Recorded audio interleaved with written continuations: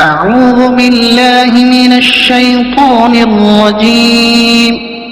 بسم الله الرحمن الرحيم. الحمد لله نحمده ونستعينه ونستغفره ونؤمن به ونتوكل عليه ونعوذ بالله من شرور أنفسنا ومن سيئات أعمالنا. من يهده الله فلا مضل له ومن يضلله فلا هادي له ونشهد أن لا إله إلا الله وحده لا شريك له ونشهد أن سيدنا وسندنا وحبيبنا ونبينا ومولانا محمدا عبده ورسوله وصلى الله تعالى على خير خلقه محمد وعلى آله وأصحابه أجمعين. أما بعد، فقد قال الله تبارك وتعالى في القرآن المجيد والفرقان الحميد. فأعوذ بالله من الشيطان الرجيم. بسم الله الرحمن الرحيم.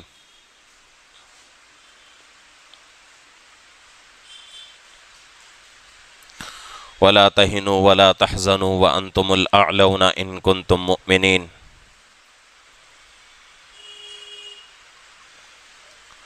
وقال تعالى في موضع آخر: لا خوف عليهم ولا هم يحزنون. صدق الله العظيم وصدق رسوله النبي الكريم ونحن على ذلك لمن الشاهدين والشاكرين والحمد لله رب العالمين.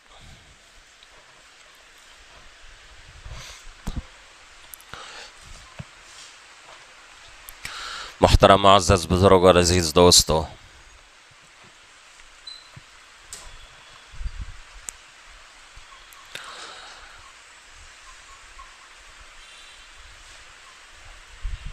اللہ رب العزت نے جب سے اس کائنات کو وجود بخشا ہے، اس وقت سے لے کر آج تک اور قیامت تک اس دنیا کے اندر اللہ کی عبادت ہوتی رہی اور آئندہ بھی ہوتی رہے گی۔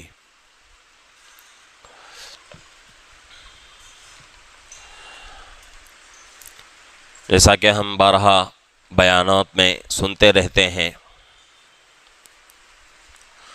وَمَا خَلَقْتُ الْجِنَّ وَالْإِنسَ إِلَّا لِيَعْبُدُونَ، کہ ہم نے انسان اور جنات کو صرف اپنی عبادت کے لیے پیدا فرمایا ہے۔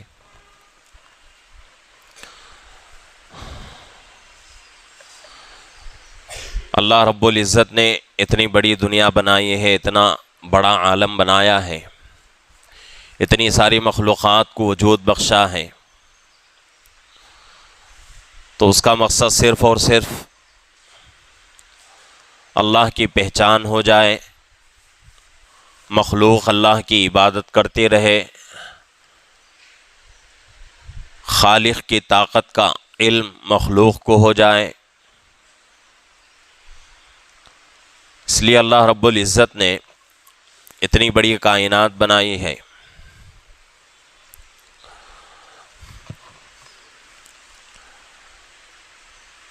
اس امت سے پہلے جتنی امتیں دنیا میں آئی ہیں، ان امتوں میں کئی لوگ ایسے تھے جو اللہ کی عبادت میں مشغول رہتے تھے اور کئی سالوں تک اللہ کی عبادت میں منہمک رہتے تھے۔ جیسا کہ بنی اسرائیل کے بہت سارے واقعات ہمارے سامنے آتے ہیں کہ بنی اسرائیل میں کیسے کیسے لوگ گزرے ہیں جو اللہ کی عبادت کیا کرتے تھے، اور فضائل اعمال کے اندر یہ روایت موجود بھی ہے کہ حضرت شیخ زکریا صاحب رحمۃ اللہ علیہ نے فضائل رمضان میں اس کو لکھا ہے شب قدر کے تعلق سے کہ شب قدر اللہ رب العزت نے اس امت کے علاوہ کسی بھی امت کو عطا نہیں فرمایا۔ اسی امت کو ہی اللہ رب العزت نے یہ شب قدر عطا فرمایا۔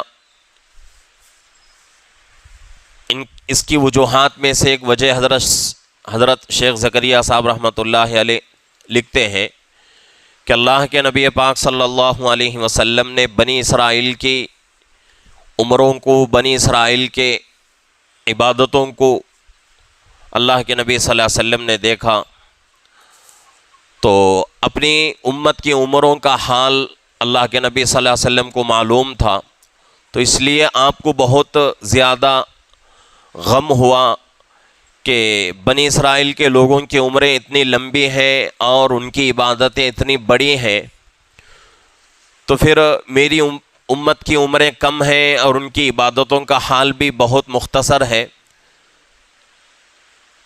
اس غم میں تھے تو اللہ رب العزت نے شب قدر عطا فرمایا۔ تو اس سے معلوم ہوتا ہے کہ اس امت سے پہلے جتنی امتیں آئی ہیں ان امتوں کی عمریں بہت بڑی بڑی تھیں اور ان کی عبادتیں بھی بہت زیادہ تھیں۔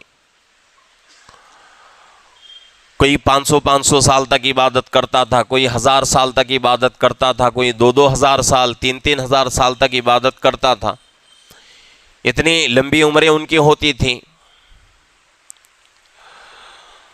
تو جب سے اللہ رب العزت نے دنیا کو وجود بخشا ہے اس وقت سے لے کر آج تک اور آئندہ قیامت تک بھی اس زمین کے اوپر اللہ کی عبادت ہوتی رہی ہے اور ہوتی رہے گی۔ اور بندہ جو بھی اللہ کی عبادت کرتا ہے وہ اللہ کی توفیق سے ہی کرتا ہے۔ ایسا تو نہیں ہو سکتا کہ بھئی اللہ رب العزت نے ایک بندے کو عبادت کی توفیق نہ دی ہو اور وہ آدمی پھر بھی اللہ کی عبادت کر رہا ہو، ایسا تو ہرگز نہیں ہو سکتا۔ اللہ کی طرف سے جتنی توفیق بندے کو دی جاتی ہے اسی کے بقدر بندہ عبادت کرتا ہے اللہ کی۔ تو آج ہم کو جتنی عبادتوں کی توفیق ہمیں مل رہی ہے، جتنی عبادتیں ہم ادا کر رہے ہیں، اس کو اللہ کا بہت بڑا احسان سمجھنا ہے۔ ایسا نہیں کہ بھئی جو عبادتیں ہم سے ادا ہو رہی ہیں ان کو لے کر ہم اپنے آپ میں افضل سمجھنے لگے، اپنے آپ کو بہتر سمجھنے لگے، بڑے سمجھنے لگے، تو پھر اللہ رب العزت یہ عبادت نہیں بلکہ بنی اسرائیل کی عبادتوں کو لے کر بھی ہم اللہ کے دربار میں حاضر ہوں گے، تو اللہ اس عبادت کے بدلے میں اللہ ایک نیکی بھی نہیں دیتے۔ وہ عبادتیں اللہ کے یہاں قبول نہیں ہوتی۔ تو جتنی عبادت کی توفیق اللہ کی طرف سے ہمیں دی جا رہی ہے اتنی عبادت ہم کر رہے ہیں، اس کے اوپر اللہ کا شکر ادا کرنا ہے۔ اپنے آپ کو بڑا سمجھنا، یہ سمجھنا کہ بھئی میں اللہ کی عبادت کر رہا ہوں، اتنی نمازیں میں پڑھ رہا ہوں، اتنے روزے میں رکھتا ہوں، اتنی تسبیح میں پڑھتا ہوں۔ اگر اس طرح سوچا جائے تو پھر بنی اسرائیل کی عبادتوں میں ہماری عبادتوں میں بہت بڑا فرق تھا۔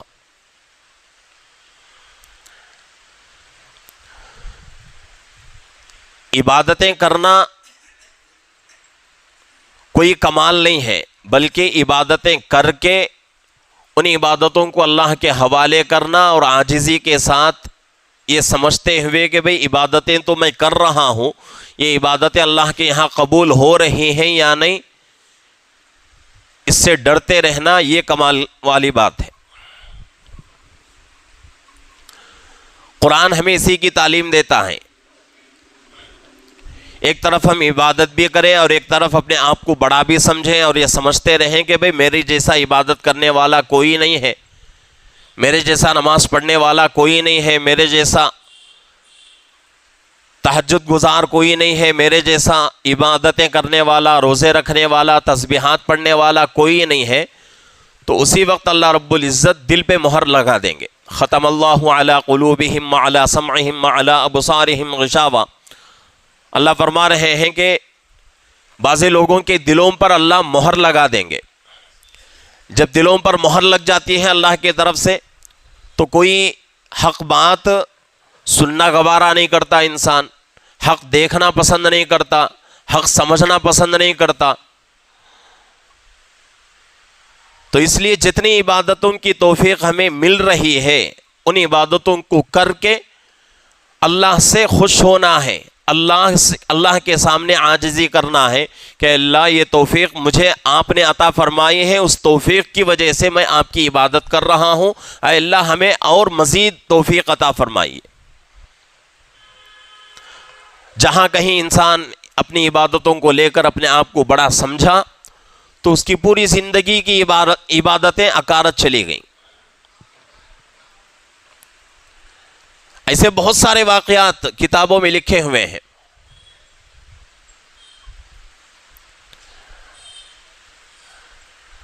ایک واقعہ کتابوں میں بہت جو کثرت سے آتا ہے، بنی اسرائیل کا واقعہ ہے۔ بنی اسرائیل میں ایک بہت بڑا راہب رہتا تھا۔ راہب کس کو کہتے ہیں؟ بہت بڑے عبادت گزار کو اور دنیا کی تمام چیزوں سے کٹ کے اللہ کی عبادت میں مشغول ہو جانے والے کو راہب کہا جاتا ہے۔ اس کو اب اپنی زندگی کی فکر بھی نہیں رہتی، کھانے پینے کی بھی اس کو فکر نہیں رہتی، اتنا وہ آدمی اللہ کی عبادت میں مشغول ہو جاتا ہے، مصروف ہو جاتا ہے، اس کو راہب کہا جاتا ہے۔ اور یہاں تک تاریخ کی کتابوں میں ہمیں ملتا ہے کہ بنی اسرائیل میں بعض لوگ ایسے تھے کہ اللہ کی عبادت کرنے کے لیے شادی وغیرہ بھی نہیں کرتے تھے، اور تبتل کا ان کے اندر ایک رواج تھا۔ تبتل کسے کہتے ہیں؟ کہ اپنی مردانگی کو مار دینا، مار کر اب جب آدمی کے اندر مردانگی نہیں رہے گی تو وہ خواہشات آدمی کے اندر نہیں آتے، اب اس کو کسی بھی زندگی کے کسی بھی موڑ میں اب اس کو اس چیز کی ضرورت نہیں رہتی، تو آدمی مکمل طور سے اللہ کی عبادت میں لگ جا سکتا ہے۔ مشکات کی روایت ہے، کتاب النکاح کے اندر یہ روایت آتی ہے کہ حضرات صحابہ نے اللہ کے نبی پاک صلی اللہ علیہ وسلم سے ایک مرتبہ عرض کیا کہ اللہ کے نبی ہمیں تبتل کی اجازت دیجئے، تو اللہ کے نبی صلی اللہ علیہ وسلم نے منع فرمایا کہ بھئی میری شریعت کے اندر تبتل کی اجازت نہیں ہے۔ زندگی گزارتے ہوئے ایک انسان کو جتنی چیزوں کی ضرورت ہوتی ہے ان تمام چیزوں کو ادا کرتے ہوئے اللہ کی عبادت کرو۔ اس میں کیا کمال ہے کہ بھئی اپنی مردانگی ختم کر لے، اور جب مردانگی ختم ہو گئی تو اس کے پیچھے خواہشات نہیں رہتی، اب وہ آدمی مسجد کا کونا پکڑ کر بیٹھ جائے،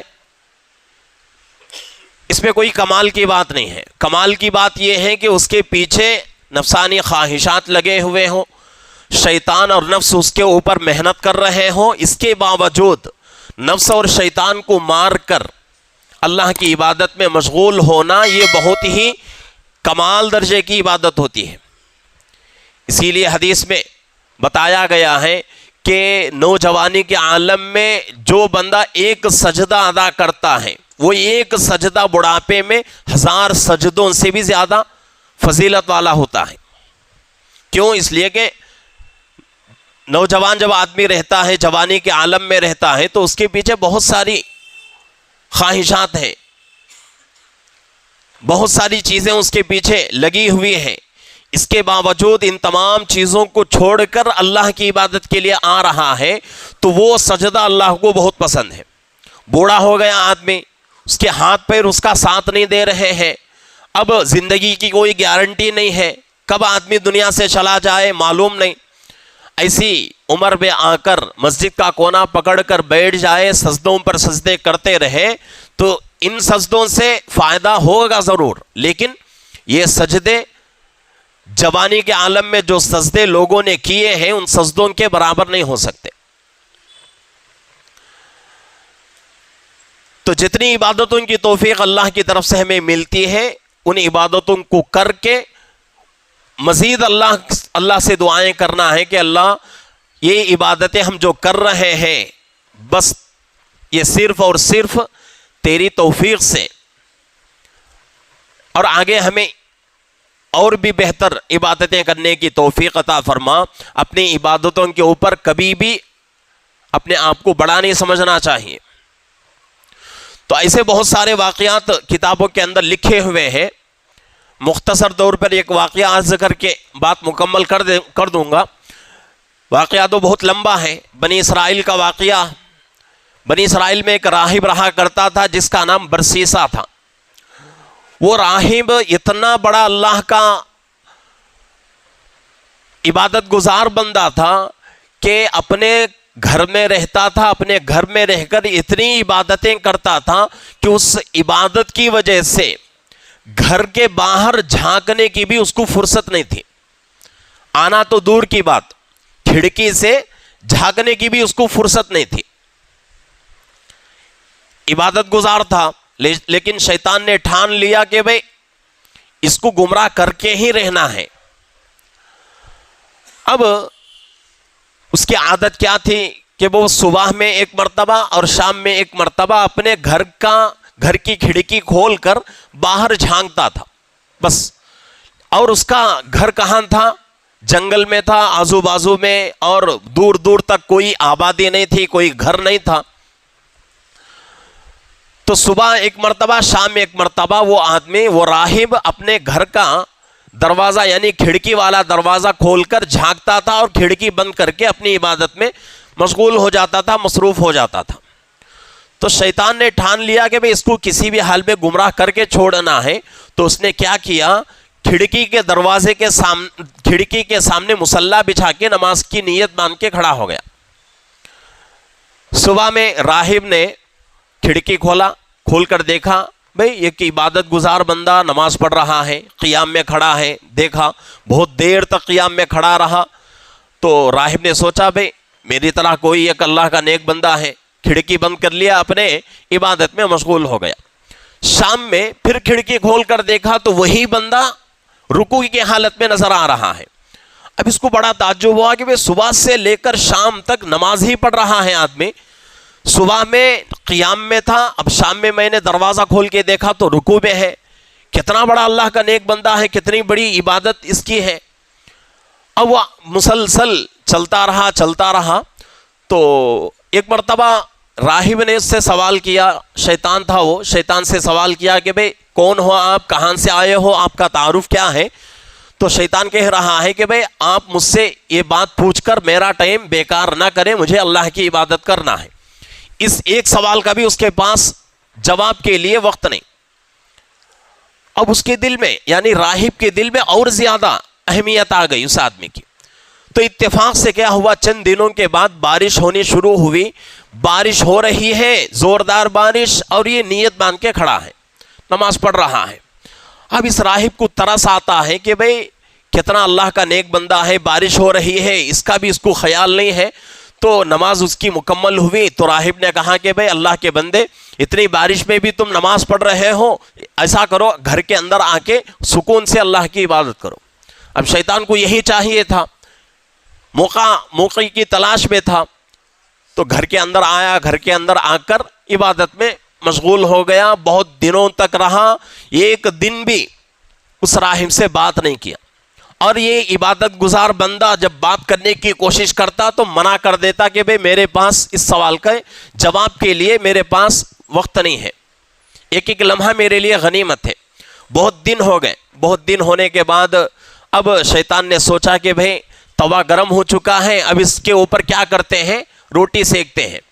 اب نماز مکمل ہو گئی. نماز مکمل ہونے کے بعد اپنا بستر باندھ لیا اور جانے لگا. عبادت گزار بندہ پوچھتا ہے کہ بھئی کہاں جا رہے ہو. تو وہ کہتا ہے کہ اللہ کی طرف سے میرے دل میں الہام ہوا ہے کہ اب یہ جگہ چھوڑ کے میں دوسری جگہ مجھے جانا ہے, وہاں جا کے اللہ کی عبادت کرنا ہے. تو جاتے ہوئے میں تمہیں ایک تحفے میں ایک چیز دیتا ہوں. وہ چیز مجھے میرے بڑوں کے طرف سے مجھے ملی ہے, بہت بڑی نعمت ہے. اس کو اپنے پاس رکھنا. ایک دعا سکھاتا ہوں, جب بھی کوئی بیمار تیرے پاس آئے تو وہ دعا پڑھ کے کیا کرنا, اس بیمار کے اوپر دم کرنا, بیمار اچھا ہو جائے گا. اب یہاں دعا سکھا کے نکل گیا گھر سے شیطان. جاتے ہوئے بادشاہ کا زمانہ تھا. اس زمانے کا بادشاہ جو تھا اس کی ایک لڑکی اور 3 لڑکے تھے. جاتے ہوئے اس نے بادشاہ کی لڑکی پر پھونک مار دیا. مارنے کی وجہ سے لڑکی کے اندر پاگل پن سوار ہو گیا. جیسا کہ آج کل بہت سارے لوگوں کو ہوتا ہے کہ جنون سوار ہو جاتا ہے یا پھر جو ہے جن کا اثر ہو جاتا ہے, تو جس کی وجہ سے بہکے بہکے باتیں لوگ کرتے رہتے ہیں. ایسے باتیں ہوتی ہیں کہ اب سامنے والا اگر اس کا ایمان کمزور ہو تو اپنا عقیدہ جو ہے خراب کر لے گا آدمی اس کی باتیں سن کر. تو حالت ایسی ہی تھی. اب بیماری آ گئی, اچھے ڈاکٹروں کے پاس, ماہر حکیموں کے پاس علاج کرایا گیا, لیکن کوئی فائدہ نہیں. تو بات معلوم ہوئی کہ بھئی یہاں ایک راہب ہے, بہت بڑا اللہ کا نیک بندہ ہے, اس کے پاس جا کر بچی کو کیا کرائیں گے, دم کرائیں گے, اس کی وجہ سے بچی اچھی ہو جائے گی. تو لوگوں کو بادشاہ نے بھیجا کہ بھئی اس راہب کو بلا کر لاؤ دربار میں. راہب نے کہا کہ بھئی میرے پاس اتنا وقت نہیں ہے, میں اس کے لیے یہاں نہیں بیٹھا ہوں, میں اللہ کی عبادت میں ہوں, میں آ نہیں سکتا. تو بادشاہ نے کہا کہ بھئی جب وہ عبادت گزار بندہ ہمارے پاس نہیں آ سکتا, اتنا وقت اس کے پاس نہیں ہے, چلو ہم خود اس کے پاس چلتے ہیں بچی کو لے کر. آ کر بچی کو سامنے بٹھایا, بیماری بتائی, تو راہب نے, اس عبادت گزار نے وہ دعا پڑھ کے دم کر دیا. بچی اچھی ہو گئی, لے کر چلے گئے. تو یہ سلسلہ چلتا رہا. چند دنوں میں بچی بیمار ہوتی, پھر آتے یہ لوگ دم کراتے, اچھی ہو جاتی, پھر چلے جاتے, پھر چند دن میں بچی بیمار ہوتی. تو اسی طریقے سے مسلسل سلسلہ چلتا رہا. تو اس کے بعد بادشاہ کو ایک طرف سے جو ہے خبر پہنچتی ہے کہ بھئی فلانے ملک کا بادشاہ ہمارے اوپر جنگ کرنے کے لیے آ رہا ہے, جنگ میں جانا ہے. اب بچی کی حالت خراب, کیا کیا جائے؟ تو عبادت گزار کے پاس جاتے ہیں کہ بھئی بچی ہماری ایسی ہے, اس کی مجبوری, آپ کیا کرو, بچی کو اپنے ساتھ رکھو اور ہم کیا کریں گے, جنگ میں چلے جائیں گے. تو عبادت گزار کہتا ہے کہ بھئی مجھ سے نہیں ہو سکتا یہ سب, اس لیے کہ میری عبادت میں خلل ہو جائے گا. اگر میں یہ تمام کام کروں گا تو میری عبادت ختم ہو جائے گی, فوت ہو جائے گی, میرا نقصان ہے اس میں. تو بادشاہ کہتا ہے کہ بھئی آپ اپنے گھر میں مت ٹکاؤ, بلکہ تمہارے گھر کے سامنے جنگل میں ایک گھر رہنے کے لیے بچی کا بنا دیتا ہوں, اس کے لیے کھانے پینے کا پورا انتظام کر دیتا ہوں. بچی وہاں رہے گی, جب بیمار ہو جائے بچی تو آپ اس کے اوپر دم کر دیں, بس اتنا آپ کرتے رہیں. تمام پوری جتنی بھی چیزیں اس کی ضرورت کی ہے پوری چیزیں میں مہیا کر کے جاؤں گا. تو بادشاہ چلا گیا. ہوتے ہوتے اب شیطان کیا کر رہا ہے, عابد کو یعنی اس راہب کو بہکا رہا ہے قسم قسم کی باتوں سے کہ بھئی ایک بچی ہے اور وہ بیمار ہے, اس کی حالت کیا ہے, پوچھتا نہیں ہے. اس طرح اگر وہ بیمار اور زیادہ ہو گئی, بیماری اس کی بڑھ گئی, تو ان کے ماں باپ کو کیا جواب دو گے؟ تو اس طرح کرتے کرتے کرتے کرتے عبادت گزار کو شیطان کیا کرتا ہے, لڑکی کے گھر میں پہنچا دیتا ہے, لڑکے کے قریب کر دیتا ہے, اور اتنا قریب ہو جاتے ہیں یہ عبادت گزار اور لڑکی کہ دونوں کے درمیان گناہ ہو جاتا ہے, زنا ہو جاتا ہے. اور زنا کی وجہ سے بچے کے اندر نطفہ قرار پا جاتا ہے, بچہ پیدا ہوتا ہے. بچہ پیدا ہونے کے بعد اب عابد کے دل میں خوف پیدا ہوتا ہے کہ بھئی اس کے ماں باپ آئیں گے, اس وقت کیا جواب دو گے؟ تو اس لیے بہتر ہے کیا کرو, بچے کو مار کر دفن کر دو, اور کوئی دلیل نہیں رہے گی, کوئی ثبوت کے طور پر کوئی چیز نہیں رہے گی. بچی بھی بول نہیں سکتی, تم خود بولتے نہیں ہیں, تو اس لیے معاملہ ختم ہو جائے گا. اب بچی کو اس نے مار دیا, مار کر دفن کر دیا. اور ماں جو تھی اس نے بچے کی تلاش میں نکلی اور اس راہب سے, عبادت گزار سے پوچھا کہ بھئی میرا بچہ کہاں ہے؟ تو اس نے کہا میں نے مار کر اس کو دفن کر دیا ہے. تو یہ تمام ہوا. اس کے بعد پھر بچی کے اوپر بھی شیطان بہکاتا ہے کہ بھئی یہ بچی اگر زندہ رہی تو یہ بچی کیا کرے گی, اپنے ماں باپ کو بول دے گی تیری خیریت نہیں. اب وہ عبادت گزار بچی کو بھی مارتا ہے, مار کے اس کو دفن کر کے چھوڑ دیتا ہے. چند دنوں کے بعد وہ لوگ آتے ہیں, پوچھتے ہیں ہماری بچی کہاں ہے؟ وہ آدمی, عبادت گزار آدمی کہتا ہے کہ بھئی تم جب چلے گئے تو بچی بیمار ہو گئی, بیماری بہت زیادہ ہو گئی, اور اسی بیماری میں اس کا انتقال ہو گیا, دیکھو وہاں خبر اس کی ہے. تو اس طریقے سے اب یہاں تک مسئلہ ہو گیا. اب شیطان کیا کرتا ہے کہ ان بھائیوں کے پاس جاتا ہے, جا کر ان کو بہکانا شروع کرتا ہے. آخر میں مسئلہ یہ ہوتا ہے کہ وہ لوگ آتے ہیں, قبر کھود کے دیکھتے ہیں تو قبر میں ایک لاش کے بجائے 2 لاش ملتے ہیں, بچے کا بھی ہے اور بچی کا بھی ہے. تو اب وہاں جا کر اس راہب کو قاضی کے پاس لے کر چلے جاتے ہیں. قاضی فیصلہ سنا دیتا ہے کہ بھئی اس آدمی نے کیا کیا ہے, زنا کیا ہے, تو اس کے بدلے میں اس کو کیا کرو, پھانسی پہ لٹکا دو. پھانسی کا پھندا گلے میں لٹکا ہوا ہے. اور اس وقت وہ عبادت گزار جو شیطان پہلے آیا تھا, وہ عبادت گزار کی شکل میں آ کر کہتا ہے کہ بھئی اتنی بڑی مصیبت میں تم پھنسے ہوئے ہو, چلو ایک بات کہہ دو تو میں تمہاری یہ مصیبت ٹلوا دوں گا. تو عبادت گزار پوچھتا ہے کہ بھئی کیا کہوں؟ تو کہو اللہ کچھ بھی نہیں ہے, اللہ کچھ بھی نہیں ہے, اللہ اس کائنات میں ہے ہی نہیں. اب وہ آدمی بول دیتا ہے. جیسے ہی وہ آدمی اپنے زبان سے الفاظ نکالتا ہے تو فوراً قاضی حکم دیتا ہے کہ بھئی پھندا جو ہے کھینچ دو. کیا ہوئی؟ پوری زندگی کی عبادتیں اس کی بیکار. مرتے ہوئے کون سی حالت میں موت آئی؟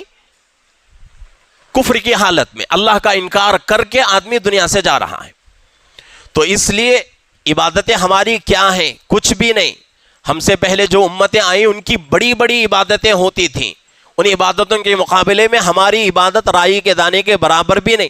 تو اس لیے جہاں تک ہو سکے اللہ جتنی توفیق ہمیں دے اس پر اللہ کا شکر بھی ادا کرنا ہے. مزید اللہ سے دعائیں کرنا ہے کہ اللہ ہمیں ان عبادتوں کی توفیق آپ نے دی, اس کی وجہ سے ہم آپ کی عبادت کر رہے ہیں. اے اللہ ہمیں اور بھی تمہاری عبادت کی توفیق عطا فرما. اس طریقے سے اللہ سے دعائیں کرتے رہنا ہے. اپنی عبادتوں کے اوپر کبھی بھی اپنے آپ کو فخر محسوس نہیں کرنا ہے.